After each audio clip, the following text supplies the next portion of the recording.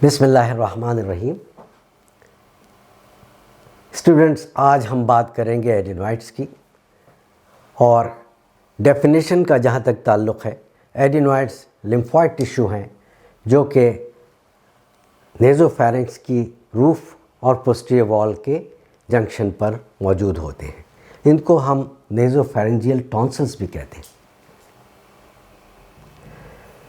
अब एडिनॉइड्स जो हैं वो वॉल्डेयर्स रिंग का एक हिस्सा भी हैं और वॉल्डेयर्स रिंग मैं अभी बताता हूँ क्या होता है। ये एक रिंग होता है लिम्फॉइड टिश्यू का जो कि ऊपर नेज़ोफेरिंक्स से लेके नीचे ओरोफेरिंक्स और लैरिंगोफेरिंक्स तक जाता है। इसमें मुख्तलिफ़ चीज़ें आती हैं, लेकिन एडिनॉइड जो हैं वो आम तौर पे बच्चों में होते हैं और वो 3 से 7 साल की उम्र तक साइज़ में बड़े होते चले जाते हैं। यहाँ तक कि 7-8 साल की उम्र के बाद फिर वो उनका साइज़ घटना शुरू हो जाता है और तकरीबन प्यूबर्टी के करीब वो आम तौर पे गायब हो जाते हैं।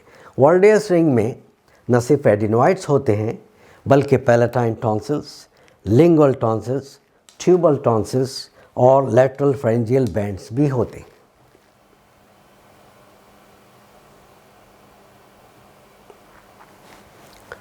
अब एडिनॉइड्स किन लोगों को होते हैं? ज़्यादातर तो ये बच्चों में ही होते हैं, लेकिन उसकी उम्र क्या है जो प्रॉब्लम शुरू होता है?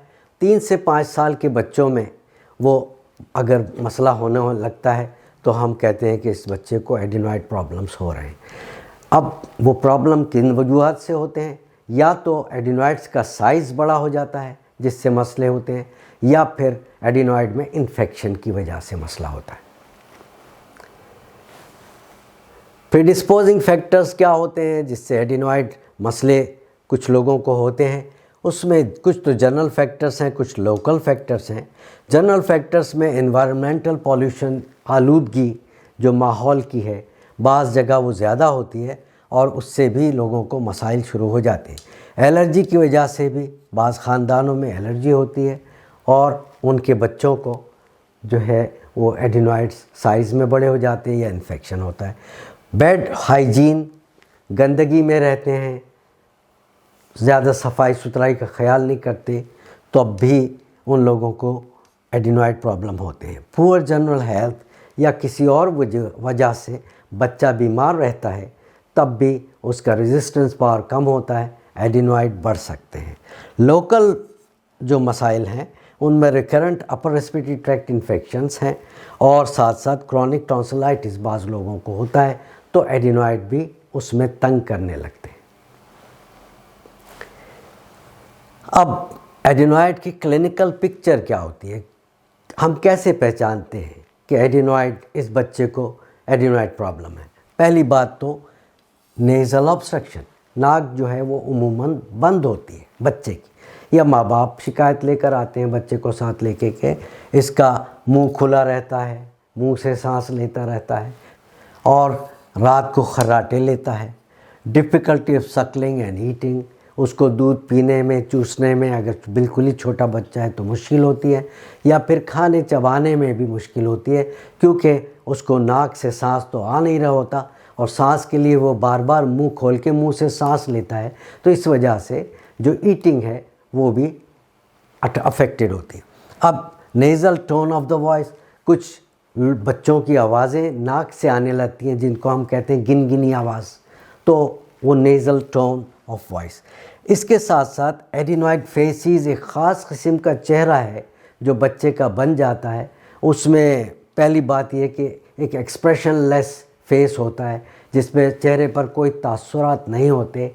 ख़ास तौर पर ये नेज़ोलेबियल फोल्ड्स जो हैं ये इसकी मार्किंग्स गायब हो जाती हैं, फ्लैट फेस होता है और इडियोटिक लुक होता है, जैसे बेवकूफ़ जैसा बच्चा नज़र आता है चेहरे से।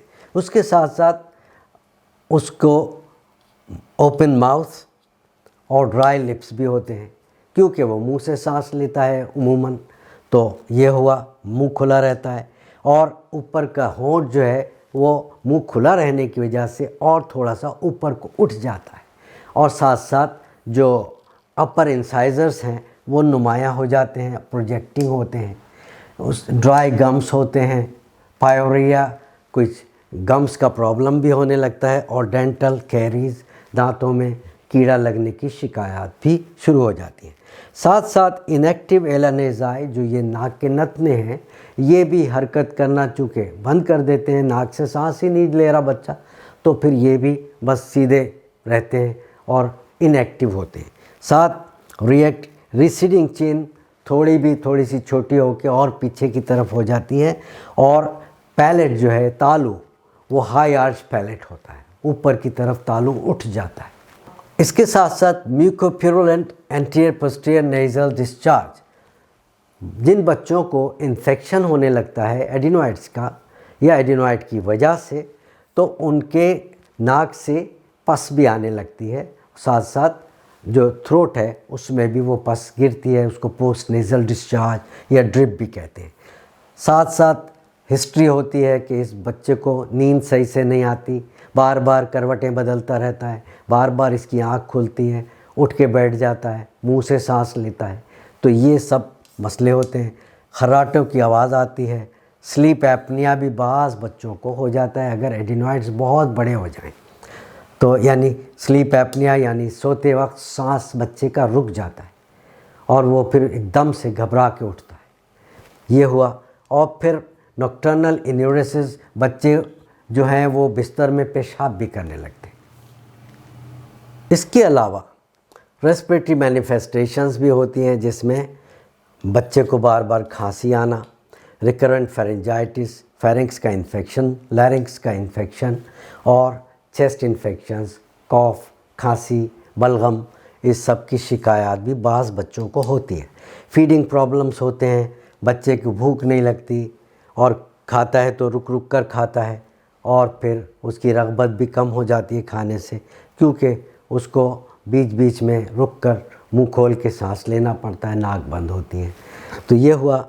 और वॉमिटिंग भी कभी कभी हो जाती है ड्यू टू स्वॉलोड सिक्रीशंस, जो पस सिक्रीशंस वगैरह बच्चा निगल लेता है, तो वो मैदे में जाकर मतली की कैफियत पैदा करती है, उससे उल्टी आती है, बच्चा वॉमिटिंग करता है। स्केलेटल चेंजेस जैसे pigeon chest, Harrison sulci, depressed xiphisternum वगैरह, ये लॉन्ग टर्म एडिनोइडल प्रॉब्लम के नताइज हैं। रिकरेंट ईयर एक्स और डेफनेस, ये एक बहुत अहम सिम्टम है जो कि अक्सर एडिनोइड के प्रॉब्लम वाले बच्चों को होता है, कि उनका यूस्टेशियन ट्यूब एडिनोइड के बढ़ जाने से या एडिनोइड में इन्फेक्शन की वजह से यूस्टेशियन ट्यूब बंद हो जाता है। यूस्टेशियन ट्यूब बंद होने से वो रिकरेंट ओटाइटिस मीडिया और मिडल ईयर इफ्यूजन्स के शिकार रहते हैं।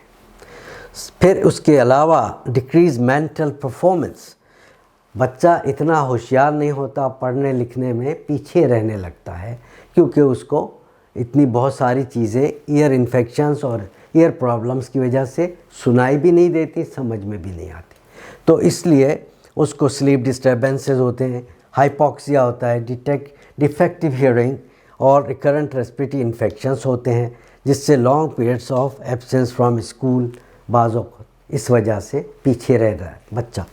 साथ साथ एग्जामिनेशन ऑफ द थ्रोट हमें क्या दिखाता है?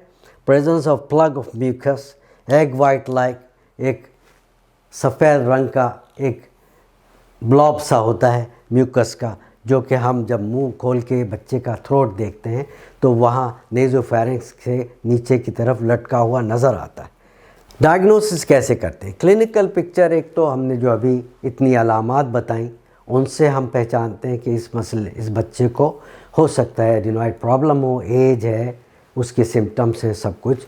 साथ साथ लेटरल एक्सरे नेज़ोफेरिंक्स का किया जाता है, जो कि अब इसके बाद वाली स्लाइड में मैं आपको दिखाता हूँ।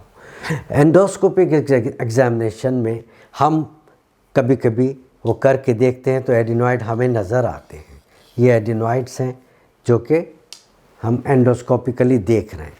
ये एडिनोइड फेसिस है, ये आप देख रहे हैं, अपर इंसाइजर्स, हिच्ड अप लिप, और ये मुंह खुला हुआ, और ये इडियोटिक लुक, नेज़ोलेबियल फोल्ड्स गायब, ये सब कुछ ये एडिनोइड फेसिस है। ये है वो एक्सलेटरल लेटरल व्यू नेज़ोफेरिंक्स, जिसमें ये एडिनॉइड दिखाया जा रहा है कि पोस्टीरियर रूफ और पोस्टीरियर वॉल ऑफ नेज़ोफेरिंक्स में ये वाइट टिश्यू जो है ये एडिनॉइड है और ये सॉफ्ट पैलेट है। अब आप देखिए कि यहाँ सॉफ्ट पैलेट और ये इस एडिनॉइड टिश्यू के दरमियान हवा का कितना रास्ता बचा है। ये बारीक सा ये ब्लैक शेडो ये हवा का रास्ता है, सांस लेने की जगह ही नहीं है, यूँ समझ लीजिए यहाँ से यहाँ। अब ये सांस यहाँ से आता है ओरोफेरिंक्स और फिर ये नीचे लैरिंक्स में जाता है। तो यहाँ ये आप देख रहे हैं ब्लैक शेडो, ये लैरिंक्स यहाँ पे और यहाँ पर ये ओरोफेरिंक्स, यहाँ तक ठीक है, लेकिन ये इतना तंग है रास्ता एडिनॉइड्स की वजह से, जिससे मसाइल होते हैं। अब ये एडिनॉइड निकालने के बाद की तस्वीर है कि एडिनॉइड हमें दिखते कैसे हैं। एक तो ये एंडोस्कोपिक व्यू है, दूसरे जब वो निकाल लेते हैं हम एडिनॉइडेक्टमी के ज़रिए तो ये ऐसे नज़र आते हैं, like a bag of worms. जब हम फील करते हैं तो ऐसा लगता है जैसे केचुए जो हैं किसी थैली में आप डाल के उसे बाहर से फील करें। तो ये एडिनॉइडेक्टमी के बाद है। थैंक यू वेरी मच, बहुत शुक्रिया आपका।